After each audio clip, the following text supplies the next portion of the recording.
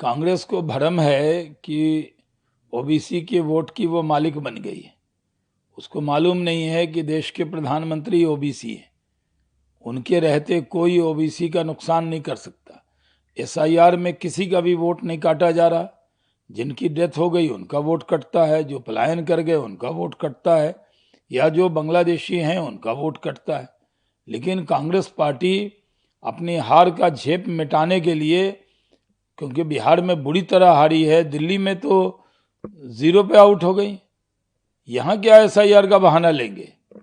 दिल्ली में 0 आया तो ये मिस्टर टैगोर बोलेंगे कि क्यों हार गए। बिहार में तो 6 सीट आ भी गई, बहुत मुश्किल से आई। अब वो ऐसे उम्मीदवार जीते जो अपने दम पे जीते। कांग्रेस का झंडा और कांग्रेस का सिंबल तो बोझ बन गया है, लेकिन उन लोगों का एक आदत हो गई है कि बहाना करना, कभी चुनाव आयोग को ब्लेम करना, कभी ईवीएम को ब्लेम करना, वीवीपैट के बारे में भ्रम पैदा करना। अब एसआईआर को बहाना मान रहे हैं, और एसआईआर को लेकर कोर्ट भी गए थे ये लोग, वहां भी इनको कोई रिलीफ नहीं मिला। तो एसआईआर को लेकर पूरे देश में इलेक्शन कमीशन को बदनाम करने में लगे हुए हैं राहुल गांधी और उनकी पूरी टीम। जी। में एनडीए की जीत के बाद आरजेडी जो लालू यादव हैं और तेजस्वी यादव हैं उनको सरकारी बंगला खाली करने के लिए बोला गया, तो उन आरजेडी के लीडर ने मना कर दिया कि वो बंगला खाली नहीं किया जाएगा। इस तरह के रवैये को आप कैसे देखते हैं?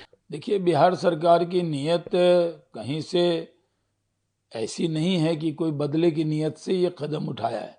बिहार सरकार ने वहाँ पे जब नई सरकार बनी, उसकी पॉलिसी बनी हुई है, स्पीकर के लिए बंगला एयरमार्क होता है, सीएम के लिए, विपक्ष के नेता के लिए।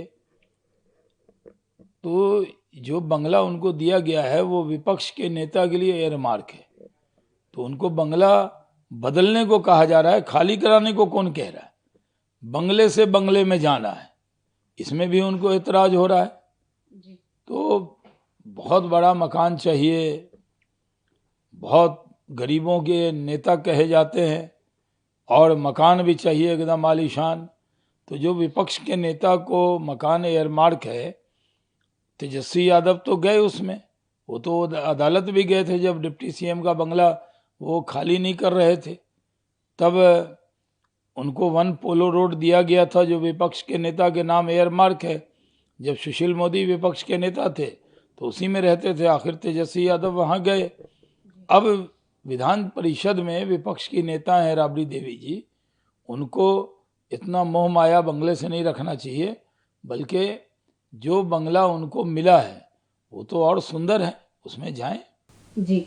सर, कल में ये कांग्रेस सरकार है और वहां पर इनक्लैश देखने को मिल रहा है। डीके शिव कुमार ने बोला world power is more powerful than the world power, और उन्होंने एक मीटिंग भी जो है बुलाई गई है, जहाँ पे जो इनका हेड ऑफिस है वहाँ पे एक मीटिंग भी होगी इस चीज को लेके, कर्नाटक में जो इनक्लैश है उसको लेके। देखिए, कर्नाटक में वहां की सरकार अंतिम सांस ले रही है, आपस में उलझे हुए हैं। डीके शिव कुमार और सिद्धारमैया आपस में उलझे हुए हैं। एक कह रहे हैं उनसे कमिटमेंट था मुख्यमंत्री बनाने का, एक कह रहे हैं कि हमने सरकार लाई तो हमें पूरा कार्यकाल पूरा करने का कमिटमेंट है, और बीच में खड़गे साहब को भी लग रहा है कि उनका बेटा बन जाए। तो त्रिकोण बना हुआ है, और सोनिया जी और राहुल जी मजा ले रहे हैं इसमें। वो जो मिलता है उसको आश्वासन दे देते हैं, और वो आश्वासन देकर भूल जाते हैं, और जिसको आश्वासन मिला है वो गांठ बांध के रख लेता है। तो वो लोग कह रहे हैं आश्वासन कब पूरा करेंगे। तो डीके शिव कुमार अपने विधायकों के साथ जमे हुए हैं। कर्नाटक में अब सरकार नाम की कोई चीज़ नहीं है। सारे विधायक और मंत्री और मुख्यमंत्री सत्ता पाने या बचाने में लगे हुए हैं, इसलिए कर्नाटक का बुरा हाल हो रहा है।